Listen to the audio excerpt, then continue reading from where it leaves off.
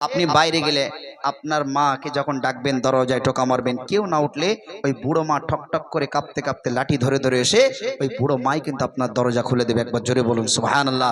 কবর নামক জায়গায় শাহিত করে দেবেন, দেখবেন একদিন দুদিন তিন দিন আপনি আসবেন কিন্তু সেই মার ডাকটা কিন্তু থেকে যাবে। মনে হয় এই আমার মা আছে, একটু মাকে ডাকি, কিন্তু আপনি ডাকলে তো মার আর সাড়া পাবেন না। সে মা তো কবর নামক জায়গায়। আমরা কবে গিয়েছি কবর নামক জায়গায়? জুমার নামাজ পড়ে আমরা ড্যাং ড্যাং করে নামাজ পড়ে 2 রাকাত নামাজ পড়লে বাড়ি যেতে পারলে পাচ্ছি না।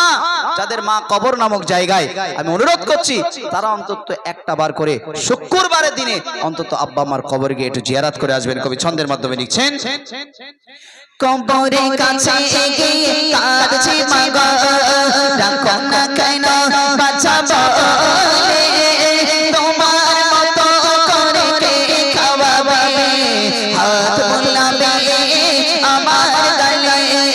কবরের কাছে গিয়ে কাঁদছি মাগো, রাখো না কেন বাঁচা বলে, তোমার মতো করে কে খাওয়াবে, হাত বুলাবে আমার গালে।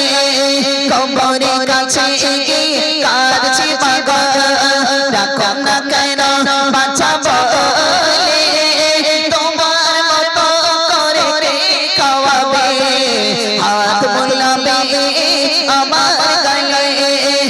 বেডে ফিরোজ বলে আবু সালে, বেডে ফিরোজ বলে আবু সালে, মায়ের মনে ব্যথা দিও না, হয় না তোমার তুলনা। কাঁদছি আমি নিশিতে, চোখে বসো থামে না, মনে পড়ে বারবার তোমার স্মৃতি, হৃদয় আমার বোঝে না।